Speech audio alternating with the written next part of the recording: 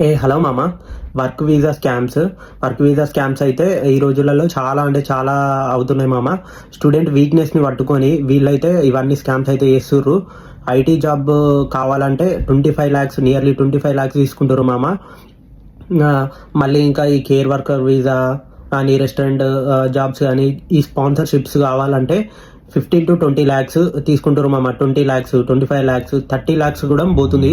ఈ స్కామ్స్ అయితే జరుగుతున్నాయి యూకేలో. స్టూడెంట్ వీక్నెస్ని పట్టుకొని జాబ్స్ వీక్నెస్ పట్టుకొని ఇవన్నీ అయితే చేస్తున్నారు మామ. ఇవన్నీ చేసేది కూడా తెలిసిందే కదా, మన వాళ్ళే మామ. మ్యాక్స్ టు మ్యాక్స్ మన వాళ్ళే ఉన్నారు. సో జాగ్రత్తగా ఉండండి, ఈ స్కామ్స్కి దూరంగానే అయితే ఉండండి. ఇలాంటి స్కామ్స్కి మాత్రం మీరైతే టార్గెట్ కాకండి మామ.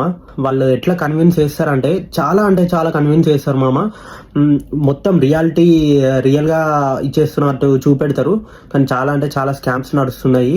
ట్రాప్లో మీరు పడ్డారంటే తర్వాత మనకి ఏం లీగల్ ఉండదు మామ, మొత్తం క్యాష్నే చేసుకోవాలి. దానికే పోతాయి. నో యూస్ మామ ఈ స్పాన్సర్షిప్ వీసాలు అయితే కొనుక్కోవడం అస్సలు కరెక్ట్ కాదు మామ. సో ఇలాంటి ఇన్ఫర్మేటివ్ వీడియోస్ కోసం follow and subscribe my channel Vineeth blogs. అంతవరకు టేక్ కేర్. నెక్స్ట్ వీడియోలో కలుద్దాం. బాయ్.